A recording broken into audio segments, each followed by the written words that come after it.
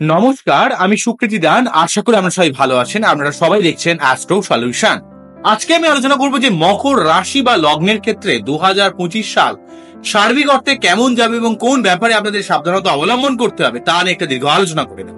মূল আলোচনা আসার আগে আপনাদের জানিয়ে এই অ্যাস্ট্রো সংক্রান্ত নিত্য নতুন টিপস পেতে আমার এই অ্যাস্ট্রো সলিউশন চ্যানেলকে সাবস্ক্রাইব করুন এবং পাশে থাকা বেল আইকনে ক্লিক করুন। চলে আসি মূল আলোচনা।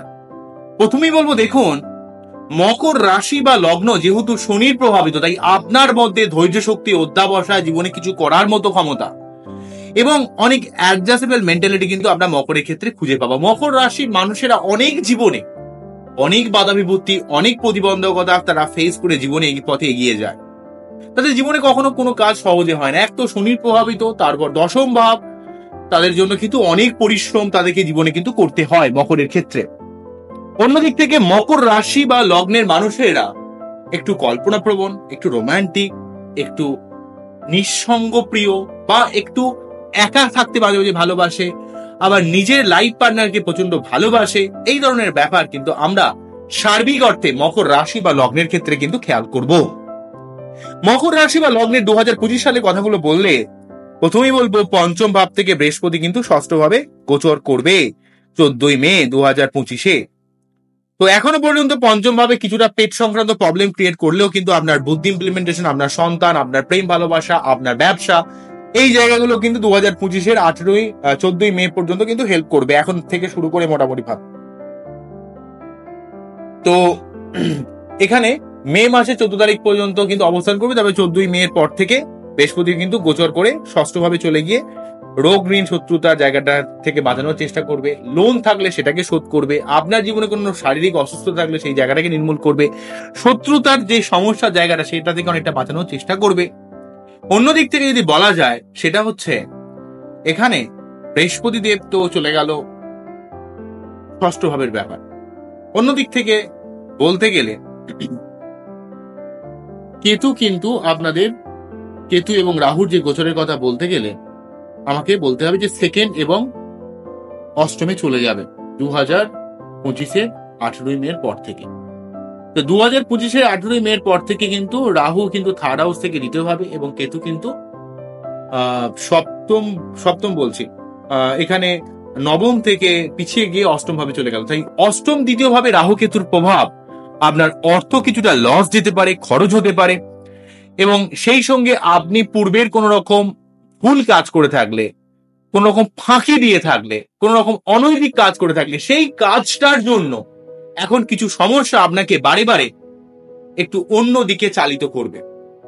ঠিক আছে, যেটা আপনাকে কিছুটা, এখানে রাহু কেতু আপনার ক্ষেত্রে কিছুটা শরীর স্বাস্থ্য খারাপ হওয়া, কিছুটা মাথা গরম করে দেওয়া, কিছুটা পূর্বের অনৈতিক কাজের জায়গাটা কিছুটা ডিস্টার্ব করে দেবে। এবং সেই সঙ্গে রাহু কেতু অষ্টম এবং দ্বিতীয় অবস্থান করে, দ্বিতীয় ভাবে রাহু রয়েছে, অষ্টম ভাবে কেতু রয়েছে, কিছু শরীর মন মানসিকতা কিছুটা খারাপ যাওয়া, অর্থের কিছুটা লস যাওয়া, অর্থের ব্যাপারে সাবধান হতে হবে। এবং সেই সঙ্গে সঙ্গে আপনার নিজেদের রিলেশনশিপ, আমরা জানেন যে রিলেশনশিপের স্থায়িত্ব জায়গাটা কিন্তু আমরা অষ্টম বা দ্বিতীয় থেকে ইন্ডিকেট করা হয়। তো রিলেশনশিপ জায়গায় কিন্তু আপনার নিজের লাইফ পার্টনারকে এমন কিছু বলবেন না যেটা তার মনে কষ্ট হতে পারে। তার ব্যাপারটা একটু বুঝবেন, তার ব্যাপারটা একটু অবগত হবেন, না হলে কিন্তু রিলেশনশিপের জায়গাটা কিছুটা ডিস্টারবেন্স তৈরি করবে এবং আপনার মধ্যে মাঝে মাঝে বাইরের ঝামেলাকে আপনি কিভাবে যেন ঘরে টেনে নিয়ে চলে আসবেন, এই ধরনের সমস্যা কিন্তু আপনার ক্রিয়েট হতে পারে। এই ব্যাপারে আপনাকে একটু সাবধানতা অবলম্বন করতে হবে মকর রাশি বা লগ্নের ক্ষেত্রে। তবে দ্বিতীয়ভাবে রাহু আপনার আত্মীয় স্বজনের সঙ্গে সম্পর্কের অবনতি, অর্থের একটা খরচ হয়ে যাওয়া, নিজের মুখের কথা এমন ভাবে লোককে বললেন যে লোকের মনে আঘাত লেগে গেল, এই ধরনের সমস্যাও কিন্তু ক্রিয়েট হতে পারে। এই ব্যাপারে আপনাকে একটু সাবধানতা কিন্তু অবলম্বন ডেফিনেটলি ভাবে করতে হবে। এবং যেহেতু এক্ষেত্রে আপনাদের ক্ষেত্রে দ্বিতীয়পতি এবং লগ্নপতি বা রাশিপতি যেহেতু এখানে শনিদেব, তাই আপনাকে কিন্তু সবসময় মনে রাখতে হবে যে সার্বিকভাবে এই শনিদেবের ঘরে কিন্তু রাহু কেতু অবস্থান করা, শনিদেবের ঘরে রাহুর অবস্থান করছে এবং রবির ঘরে কেতু অবস্থান করছে। তাই আপনাকে সবসময় যে কোনো ব্যাপারে আপনাকে মানসিক অস্থিরতা থেকে সরে যেতে হবে এবং আপনাকে শনির প্রতিকার করতে পারেন। শনিবার নিরামিষকে শনি মন্দিরে পুজো দিতে পারেন, তাহলে কিন্তু সেই জায়গাটা আপনার অনেকটা নেগেটিভ প্রভাবটা কিন্তু আপনাকে বাঁচিয়ে দেবে। আপনার জীবনে সার্বিক দিক থেকে একটা পজিটিভ ফল কিন্তু আপনাকে প্রয়োগ করার কিন্তু চেষ্টা করবে বলে আমি মনে করি। বোঝা গেল কি বললাম? নেক্সট যে ব্যাপারটা বলবো সেটা হচ্ছে আপনার বাইরের লোকের ঝামেলার মধ্যে মোটেই কিন্তু যাবেন না। বাইরের লোকের কোনো প্রবলেমের মধ্যে চট করে এগোবেন না। সেই প্রবলেমটা কিন্তু আপনাকে ভুল পথে পরিচালিত করতে পারে। এই ব্যাপারে আপনাকে একটু সাবধানতা অবলম্বন করতে হবে। এবং শনি কিন্তু কুম্ভ রাশির ঘর থেকে কিন্তু এখানে মীন রাশির ঘরে প্রবেশ করবে। তাই মকর রাশির সাড়ে কিন্তু শেষ হয়ে যাচ্ছে 29শে মার্চে। 29শে মার্চ 2025 কিন্তু শনি রাশি পরিবর্তন করে কিন্তু আমি দেখতে পাচ্ছি যে কুম্ভ রাশি থেকে মীন রাশিতে প্রবেশ করার জন্য আপনার সাড়ে যন্ত্রণা সম্পূর্ণভাবে শেষ হচ্ছে। মানসিক চাপ, দীর্ঘদিন 7.5 বছরের যে চাপ যন্ত্রণা সেটা কিন্তু সার্বিকভাবে সরে যাচ্ছে। তবে যেহেতু শনির রাশি বা লগ্ন, শনির রাশি হলে আপনাকে কিন্তু এই সময় জীবনে অনেক কাজ কিন্তু করিয়ে দেবে। জীবনের অনেক কাজে আপনাকে কিন্তু সফলতা দেওয়ার কিন্তু চেষ্টা করবে। আপনার জীবনের অনেক না হওয়া কাজ, যেগুলো দীর্ঘদিন ধরে আটকে রয়েছে, যেগুলো দীর্ঘদিন ধরে থেমে রয়েছে, সেই সমস্ত কাজগুলো আপনাকে কিন্তু সেই কাজের সাকসেস কিন্তু আপনাকে পাইয়ে দিয়ে যাবে। কেন পাইয়ে দিয়ে যাবে? শনিদেব কিন্তু 4.5 লাস্ট পর্যায়ে আপনাকে কিন্তু অনেক কিছু দিয়ে যাবে। তাই আপনাকে একটু বুদ্ধি করে কাজগুলো করতে হবে, তাহলে কিন্তু আপনার জীবনের অনেক সমস্যা কিন্তু নির্মূল হবে বলে আমি মনে করি।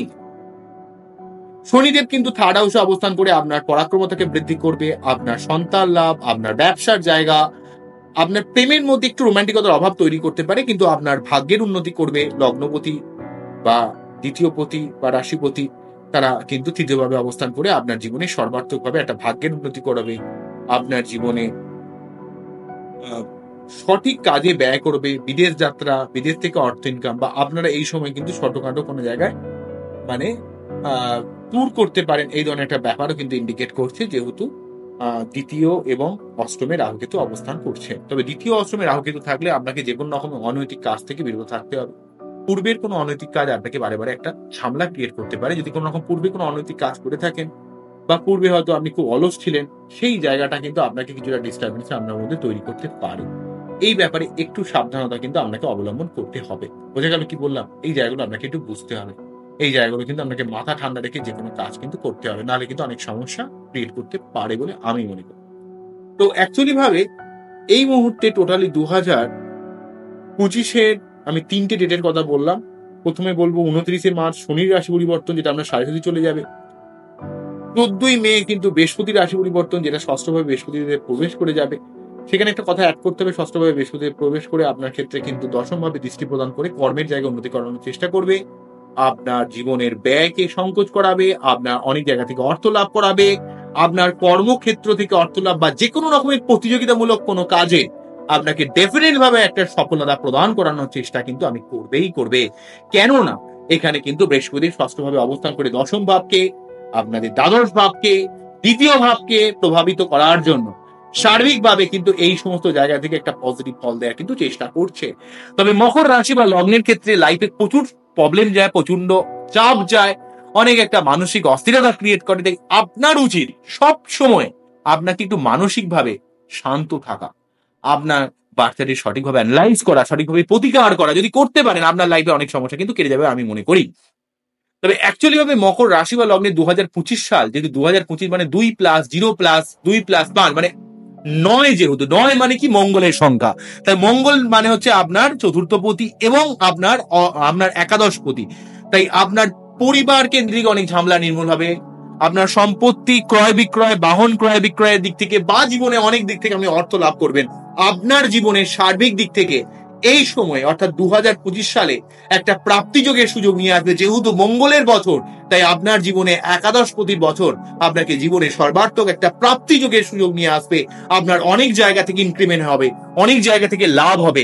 দীর্ঘদিন ধরে যে স্বপ্ন আপনি দেখছেন, যেই স্বপ্ন আপনার বাস্তবায়িত হচ্ছে না, সেই স্বপ্ন আপনার সর্বার্থকভাবে বাস্তবায়িত করার চেষ্টা করবে। এবং চতুর্থ ভবতি যেহেতু এখানে মঙ্গলের বছর, তাই আপনার পরিবার কেন্দ্রিক অনেক ঝুট ঝামেলা আপনার কিন্তু বাড়ি থেকে চলে যাবে, এবং সেই সঙ্গে আপনার মানসিক শান্তি ব্যাপারটাও কিন্তু অনেকটা বিরাজ করবে। তবে নিজের মুখের ভাষাকে সংযত করবেন, স্ল্যাং ল্যাঙ্গুয়েজ বলবেন না, অর্থের ব্যাপারে সাবধান হবেন, আত্মীয় স্বজনের সঙ্গে সম্পর্কের ব্যাপারে সাবধান হবেন, এবং নিজের লাইফ পার্টনারের সঙ্গে কোন রকম তর্ক বিতর্ক বা তাকে আঘাত করে কথা বলবেন না, যেটা কিন্তু আপনার কিছুটা সমস্যা ক্রিয়েট করতে পারে বলে আমি মনে করি।